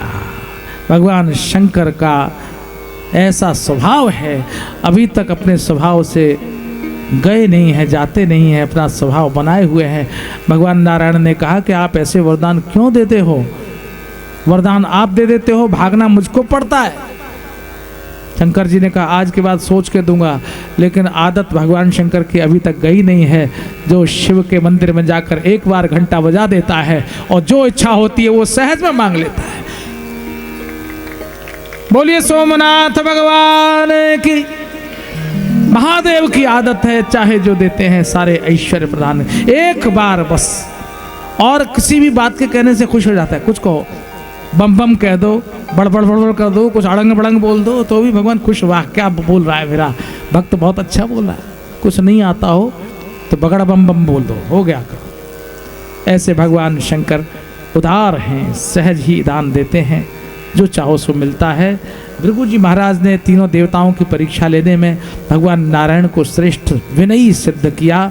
भृगु ने नारायण के वक्ष पर जाकर पदाघात किया। नारायण ने भृगु जी के चरण पकड़ लिए, हे ब्राह्मण देवता, मेरी छाती तो वज्र से अधिक कठोर है, आपके चरण कोमल हैं, कहीं चोट तो नहीं आई? भृगु जी ने कहा, ये अच्छा देवता है, मार भी खाता है और पैर भी पकड़ता है। आज सिद्ध कर दिया ये देवता सर्वश्रेष्ठ है, विनयी है, वंदनीय है, पूजनीय है। द्वारका के ब्राह्मण को अर्जुन ने कहा, मैं तुम्हारे बालकों को बचा लूंगा। हर साल एक बालक मर जाता था, पर नहीं बचा पाए, तो भगवान ने कृपा करके उस बालक को लाकर, उन बालकों को 9 बालकों को लाकर सौंप दिया। ऐसी कथा मिलती है। एक दिन भगवान के अपने ही पुत्र पिंडारक क्षेत्र में गए, वहाँ ऋषि विराजमान थे। सबसे आगे थे दुर्वासा। सांबो जो सबसे सुंदर था उसको स्त्री बनाकर ले गए, पेट में बांध दिया कपड़ा, और यदुवंशियों ने कहा, महाराज ये यदुवंश की वधू है, इसके कुछ होने वाला है, कृपा पूर्वक बताइए इसके क्या होगा। दुर्वासा समझ गए, ये कृष्ण के पुत्र हमारा उपहास करने यहाँ चले आए हैं। लाल हो गई आंखें, क्रोध से आवेश में भरकर दुर्वासा ने कहा, मूर्खो, तुम्हारे वंश की इस वधू के पेट से एक मूसल पैदा होगा जो तुम्हारे वंश का विनाश कर देगा। घबरा गए, दौड़ कर गए महाराज उग्रसेन के पास। पेट से कपड़ा खोला गया तो एक बड़ा सा मूसल निकलकर गिर पड़ा। उसको छाना, कूटा, छाना, छोटे छोटे टुकड़े कर दिए, समुद्र में बहा दिया। किनारे लग गए तो एरक नाम की घास उत्पन्न हुई। एक टुकड़े को मछली निकल गई। जरा नाम के व्याध ने उस मछली को अपने जाल में फंसाया। मछली के पेट से वो टुकड़ा निकला और तब उससे बना लिया एक बाण। द्वारका में अपशकुन हो रहे हैं। देवता आकर स्तुति करते हैं भगवान की, प्रभु आप पधारे, आपके सुधाम गमन का अवसर है। वसुदेव जी का मन बहुत खिन्न है। इसी समय में श्री नारद जी का पधारना हुआ और तब नारद ने वसुदेव को 9 योगीश्वर संवाद सुनाया। हे राजन, जनकपुर के महाराज निमि, उनके यहाँ 9 योगीश्वरों का आगमन हुआ और महाराज निमि ने उन 9 योगीश्वरों से एक एक प्रश्न किया। कवि से पूछा, भागवत धर्म क्या है? पहले योगीश्वर कवि ने कहा, उपासना ही भागवत धर्म है, भगवान की उपासना। कायेन वाचा मनसेन्द्रियैर्वा बुद्ध्यात्मना वानुसृत स्वभावात् करोति यद्यत् सकलं परस्मै नारायणायेति समर्पयेत् तत्। जो भी कर्म करे भगवान को समर्पित कर दे, यही है भागवत धर्म। भगवत भक्त के लक्षण क्या है? सर्वत्र ईश्वर को देखे। खम वायुमग्निम सलिलम महीम च ज्योतिष सत्वानि दिशो द्रुमादीन् सरित समुद्रांश्च हरे शरीरम यत्किंच मे तत्प्रणमेदनन्यः। गगन में, पर्वत में, नदी में, नक्षत्र में, अग्नि में, जल में, सर्वत्र ईश्वर के दर्शन करने का अभ्यास कर ले, वही है अनन्य भक्त।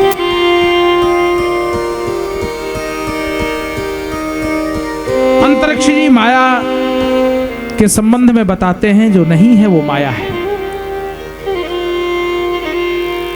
प्रबुद्ध जी माया से निवृत्ति का उपाय बताते हैं, भजन करे माया छूट जाएगी। माया से छूटने के लिए खूब भजन करे। पिप्पलायन है नारायण का स्वरूप निर्गुण है, निराकार है, इसका वर्णन करते हैं। आविर्होत्र वेदोक्त कर्म अकर्म और विकर्म की चर्चा करते हैं। वेद जो आज्ञा करते हैं वो कर्म है, वेदों ने जिसको निषेध किया है वो अकर्म है, और ये जानकर भी हम फिर भी हम वही करते हैं तो वो विकर्म है। द्रुमल जी भगवान के अनेक अवतारों का वर्णन करते हैं। नारायण हैं, हंस हैं, दत्तात्रेय हैं, सनकादिक हैं, नारद हैं, राम हैं, कृष्ण हैं। युग युग में भगवान के अवतार होते हैं जब जैसी आवश्यकता पड़ती है। चमस जी जीव की गति का वर्णन करते हैं। जो जैसा कर्म करता है उस कर्म के अनुसार जीव को गति प्रदान होती है।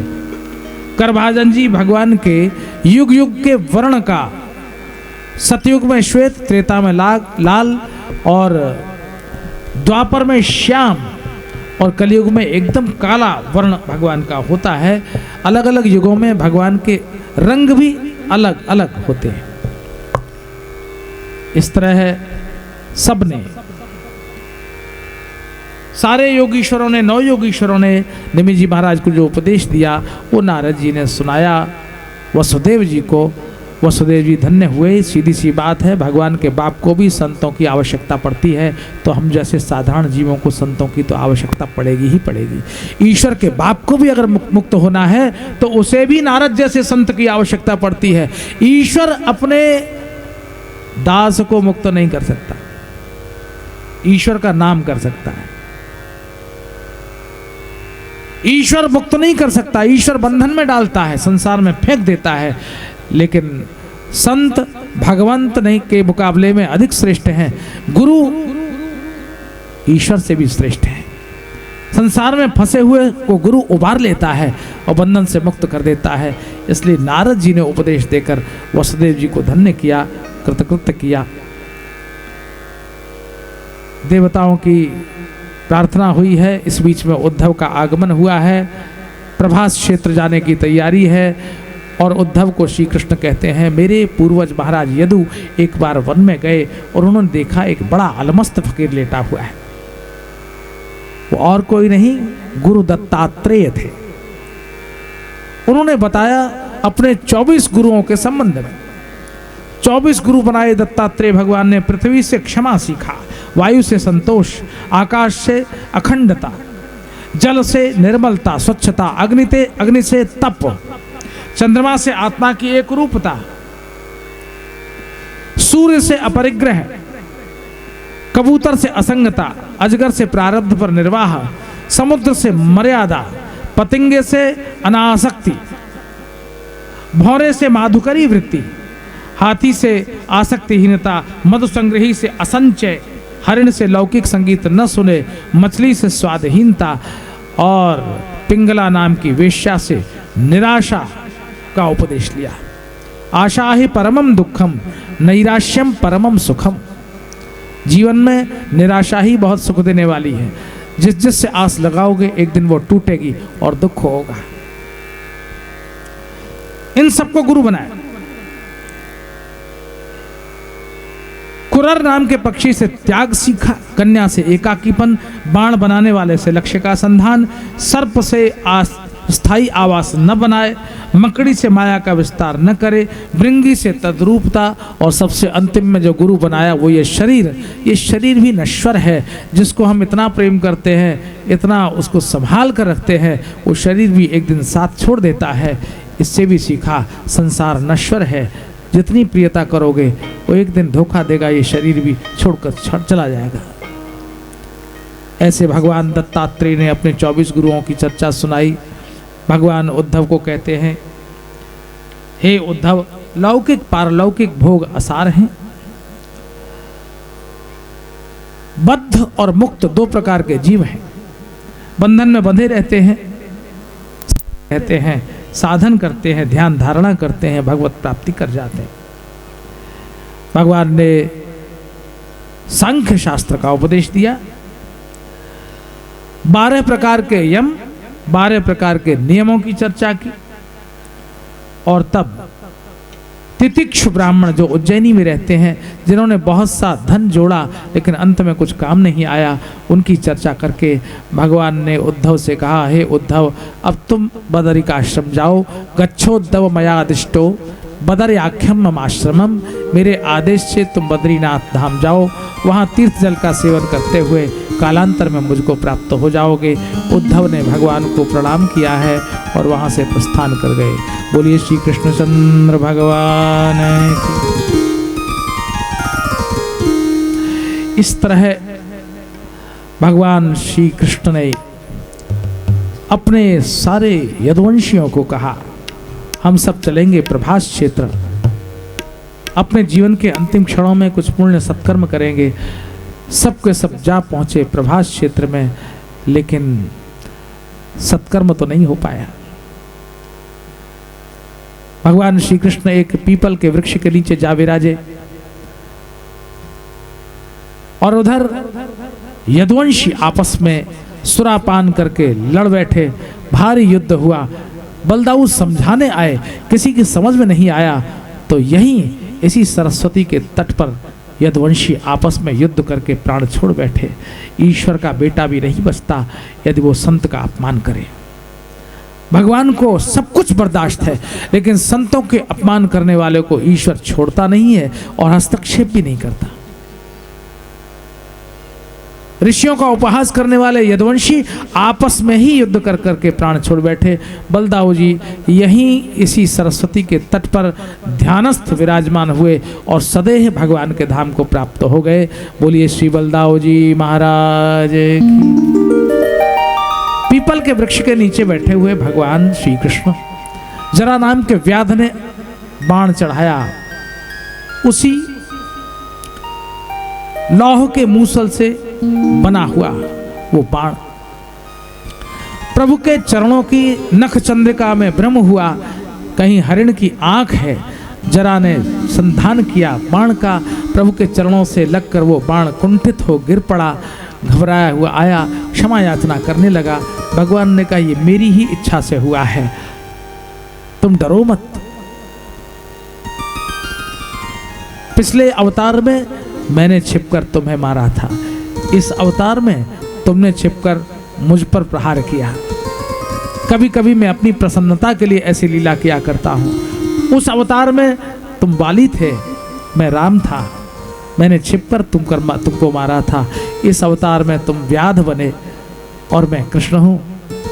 अब भूल चूक लेनी देनी सब हिसाब चुकता हो गया। अब हमारा तुम्हारा कोई हिसाब नहीं रहा।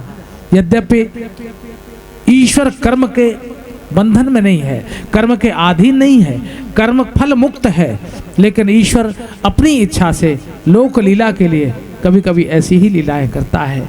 एक क्षण में ही भगवान ने जरा को स्वर्ग जाने का निर्देश दिया।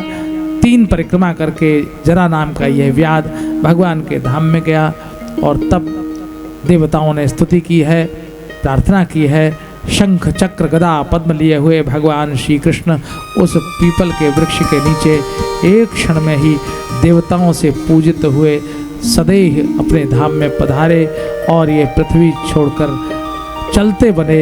यदा यदा हि धर्मस्य ग्लानिर्भवति भारत अभ्युत्थानम धर्मस्य तदात्मानं सृजाम्यहम्। बोलिए श्री कृष्णचंद्र भगवान की। प्रभु का प्रस्थान हुआ है अपने धाम में। धरती आज शून्य हो गई श्री कृष्ण की कृपा से, लगता है। भीम की गदा कुंठित हो गई, अर्जुन का गांडीव व्यर्थ हो गया। कृपा काम करती है, साधन और शस्त्र काम नहीं करते।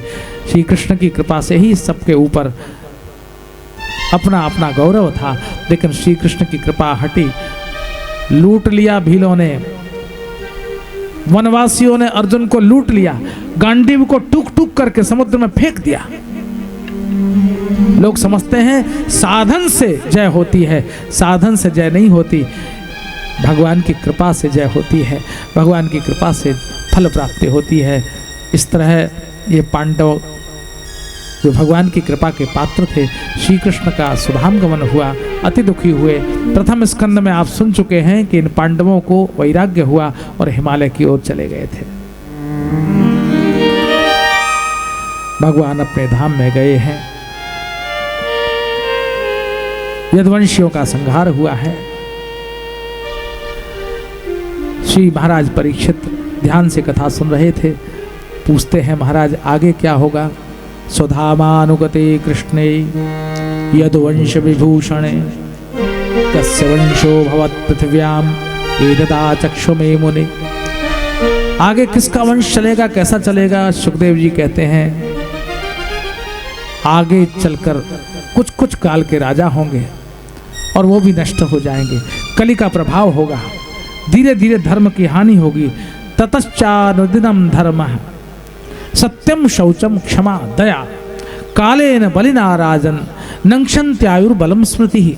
धीरे धीरे स्मृति क्षीण हो जाएगी, आयु कम हो जाएगी, याददाश्त कमजोर हो जाएगी और धर्म की हानि हो जाएगी। लोग बिना कारण के झूठ बोलने लगेंगे। यही कली का प्रभाव सर्वत्र हो जाएगा। श्री सुखदेव जी कहते हैं हे राजन, अब सुनो, ये भूल जाओ कि तुम मरोगे। त्वं तु राजन मरिष्येति पशु बुद्धिमिमां जहि।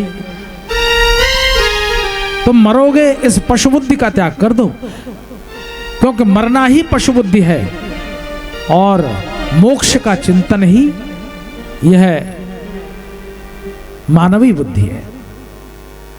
तुम्हारा न जन्म हुआ था, न तुम मरोगे। शरीर जन्म लेता है और शरीर ही मृत होता है। अब तुम ध्यान करो, और मैंने तुमको कहा था भगवत ध्यान करते हुए विवेक के द्वारा मन बुद्धि भगवान में लगा दो और शरीर छोड़ दो।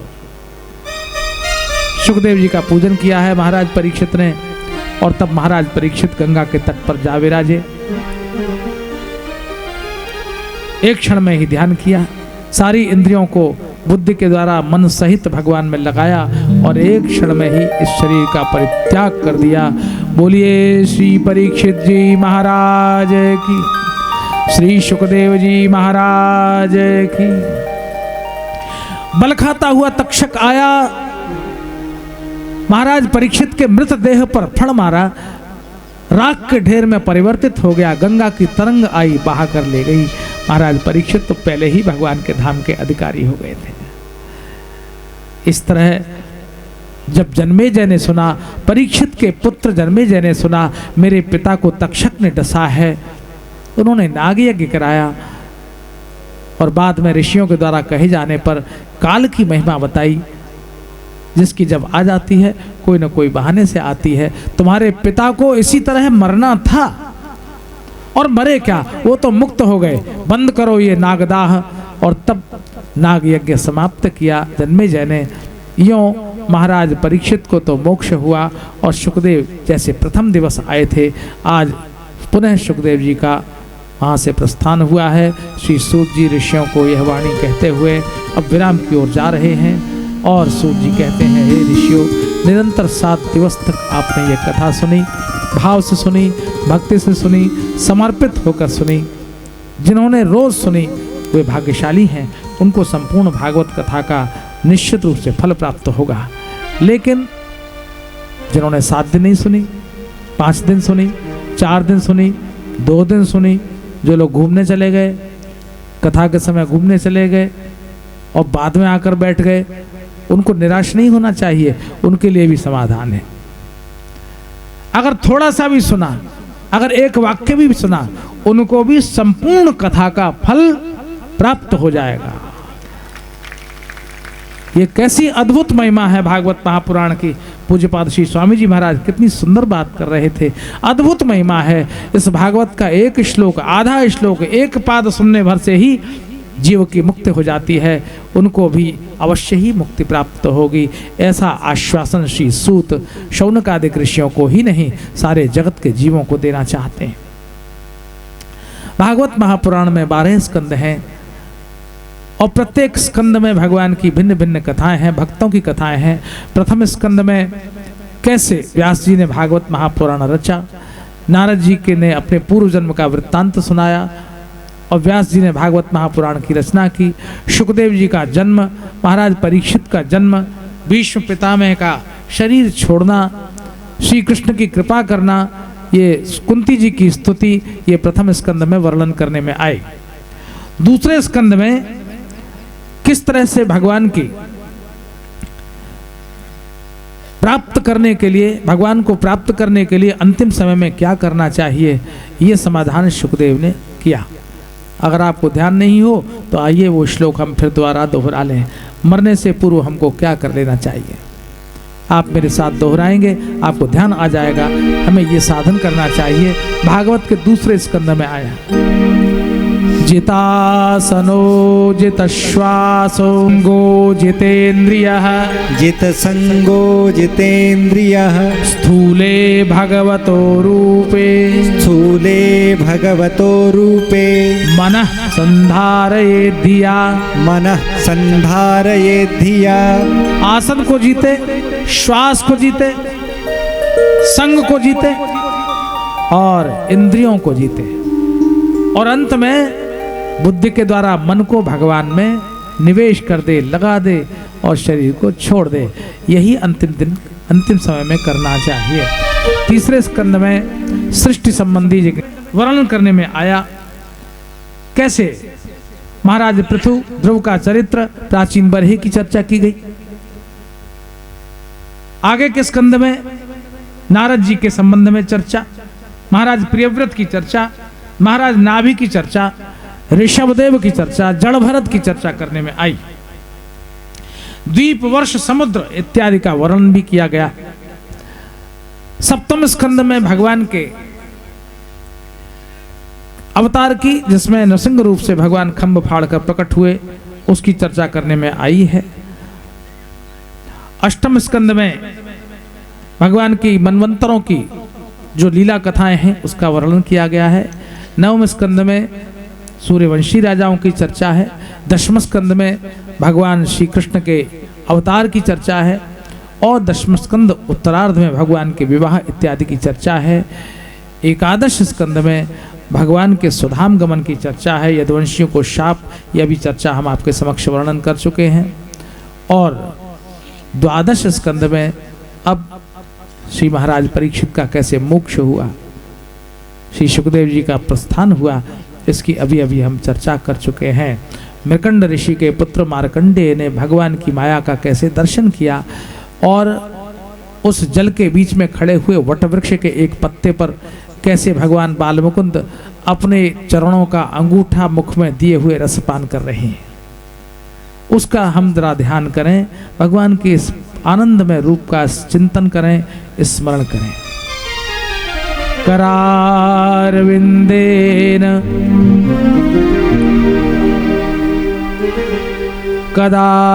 कदारविंदेन पदारविंदम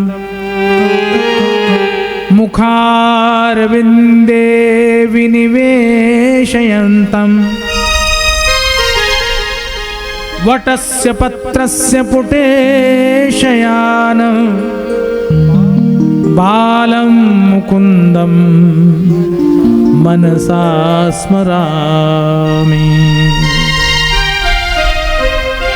भगवान बाल मुकुंद का स्मरण करते हुए भागवत महापुराण के समापन की ओर हम लोग बढ़ रहे हैं। श्री सूत जी महाराज ऋषियों को संबोधित करते हुए कह रहे हैं, ऋषियों, जीवन का कुछ पल भी अगर मिले तो भगवत भक्ति में व्यतीत करना चाहिए। वे लोग भाग्यशाली हैं जो भगवान नाम स्मरण और भगवत कथा का श्रवण करते हैं।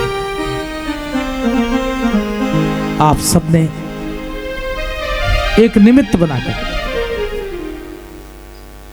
हमारे प्रवीण भाई गढ़िया जो प्रधान यजमान रहे इस आयोजन के, आगे बढ़कर उन्होंने इस आयोजन को थाम लिया। हम तो तीर्थ दर तीर्थ 12 ज्योतिर्लिंगों में भगवान की कथा लिए घूमते हैं। कोई याचना नहीं, कोई प्रार्थना नहीं, कोई मांगनी न थी, कोई चाहना नहीं, बस भगवान की कथा सुनाना चाहते हैं। और तब कोई प्रवीण भाई जैसा हमें ऐसा भक्त मिल जाता, और हनुमान जी ने प्रवीण भाई को प्रेरणा करके लाके खड़ा कर दिया। प्रवीण भाई तुम खड़े हो जाओ और इस आनंदमयी कथा को सबको सुनवाओ।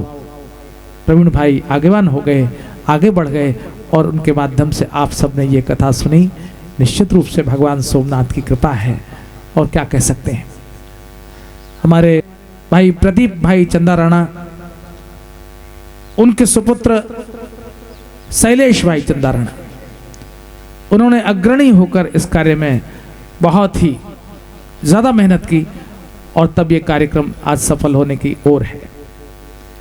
साथ ही साथ ये शारदा मठ, भगवान शंकराचार्य की ये पावन भूमि, हमने प्रातस्मरणीय पूज्यपाद श्री शंकराचार्य पाद अनंत श्री स्वामी स्वरूपानंद सरस्वती पाद से भी संपर्क किया था। उनसे मेरी फोन पर बात हुई। वे पंजाब में व्यस्त थे। उन्होंने कहा कि मैं अवस्था तो हो ही गई है, बहुत भागदौड़ नहीं कर सकता, लेकिन अपने यहाँ के एक श्रेष्ठ विद्वान और भविष्य के शंकराचार्य स्वामी सदानंद जी महाराज को कहूँगा, वे अवश्य उपस्थित होंगे। बात निभाई गई। स्वामी सदानंद जी महाराज के चरणों में भी मैंने निवेदन किया था, उन्होंने कृपा पूर्वक मेरा आग्रह स्वीकार कर लिया और वे यहाँ उपस्थित हुए। हमारा सौभाग्य है कि भगवान शंकराचार्य की इस पावन स्थली में ये कथा का आयोजन संपन्न होने जा रहा है। हमारे और भी जितने सहयोगी व्यक्ति हैं, उनमें एक व्यक्ति का नाम लिए बिना नहीं रह सकता। उन्होंने जैसे खड़े होकर पूरे काम को संभाला, वे प्रशंसा के पात्र हैं। जयू भाई चतवाणी दिन रात अगर 12 बजे 2 बजे भी कोई व्यक्ति आया तो वो प्रतीक्षा में रहे कि इसको क्या कमरा देना है, कहाँ देना है। दिन रात लग के उन्होंने ये कार्य किया। निश्चित रूप से वे आशीर्वाद के पात्र हैं। साथ ही साथ हमारे परम पूज्य श्री डोंगरे जी महाराज का जो अन्न क्षेत्र है, वहाँ के हरि भाई ने और अन्न क्षेत्र के सभी ट्रस्टी महानुभाव ने हमको सबसे पहले ठहरने की जगह दे दी, और फिर हमारी इस कार्यक्रम का सूत्रपात हुआ। उनका भी मैं बहुत बहुत आभारी हूँ। आभार विधि इसलिए कर रहा हूँ कि पूज्य बाबा महाराज की स्मृति में है और हर साल ये आयोजन होना है, तो उसी क्रम में चलते चले जा रहे हैं। और कोई ना कोई व्यक्ति हमको छत्र छाया दे देता है, टिकने को जगह दे देता है। अपने पास तो छे नहीं भाई, कहीं हूँ तो भिक्षुक छूँ અને હાથ એમ આગળ કરીને હું માગી લઉં છું। મને કોઈ તકલીફ નથી मांगवा, मैं ब्राह्मण छूँ ने मांगी लूँ छूँ तो मांग लेता हूँ, और देने वाले लोग भी आगे बढ़कर देते हैं। मुझे और कुछ नहीं चाहिए, यही मांगता हूँ, व्यवस्था हो जाए, कथा सब लोग सुने, सबको लाभ हो और अपनी वाणी को मैं धन्य कर सकूँ, इसमें कोई संदेह नहीं। इस प्रभास क्षेत्र के लोगों ने भगवान कृष्ण की नगरी से आए हुए इस दीन ब्राह्मण का वादा निभा लिया। मैं आप सबका ऋण नहीं चुका सकता। आपको बहुत बहुत धन्यवाद है, आभार है। आशीर्वाद देने की क्षमता तो मुझ में नहीं है। साथ ही साथ इस क्षेत्र के और भी जो गणमान्य हैं, किस किस का नाम लूं, लंबी सूची करूंगा तो और लंबी हो जाएगी। हमारे श्याम बापू, बहुत ज़रूरी काम था, कहीं कथा का आयोजन था, उन्हें जाना ही था, लेकिन कल ही वे हमें भेंट करके हमसे मिलकर यहाँ से पधार गए। उन्होंने भी हमें अपने स्थान को इस कार्य के लिए प्रस्तुत किया। साथ ही साथ सोमनाथ मंदिर ट्रस्ट की ओर से सबसे बड़ा योगदान हमको प्राप्त हुआ। उन्होंने सभी ठहरने वालों के लिए जो डेरा दिया, स्थान दिया, वो निश्चित रूप से बहुत महत्वपूर्ण है, जिसमें श्री अशोक भाई शर्मा का नाम लेना मैं नहीं भूलूंगा, जिन्होंने केवल एक फ़ोन करने भर से उन्होंने तत्काल कहा कि आप आधी रात को कहिए, हम तैयार हैं, आप आइए तो सही। इसलिए उन्होंने आगे बढ़कर हमें सहयोग दिया, सहकार दिया, उसके लिए वे धन्यवाद के पात्र हैं।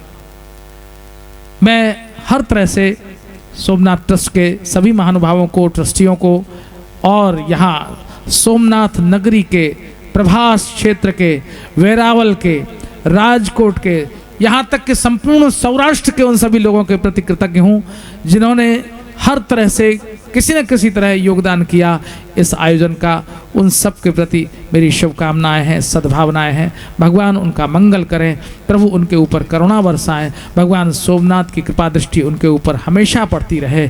इसी प्रार्थना के साथ आज कथा को विराम की ओर ले जा रहा हूँ।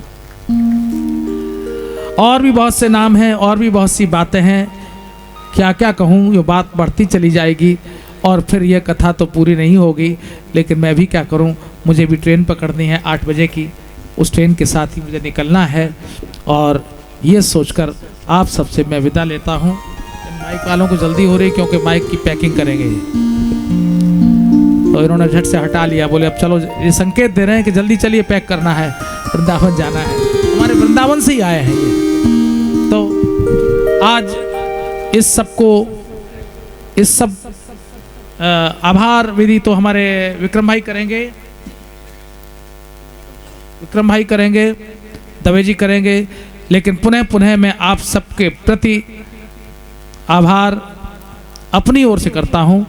बाकी आगे की आभार विधि तो यही निभाएंगे, पर मैं चाहूँगा कि आप श्रीमद् भागवत के अंतिम 2 श्लोक मेरे साथ जरूर बोलें। यथा भक्ति भवे भवे यथा भक्तिः पादयोस्तव जायते पादयोस्तव जायते तथा कुरुष्व देवेश तथा कुरुष्व देवेश नाथस्त्वं नो यतः प्रभो नाथस्त्वं नो यतः प्रभो नाम संकीर्तनं यस्य नाम संकीर्तनं यस्य सर्वपाप प्रणाशनं सर्वपाप प्रणाशनं प्रणामो दुःख शमनः प्रणामो दुःख समनः तं नमामि हरिं परं तं नमामि हरिं परं तं नमामि हरिं परं तं नमामि हरिं परं तं नमामि हरिं परं तं नमामि हरिं परं। માટે પિયુષજી મહારાજનું હું વંદન કરી વિરમું છું। ખૂબ જ તન મન ધનથી મારી હારે જેમણે સેવા આપી છે એવા મુખ્ય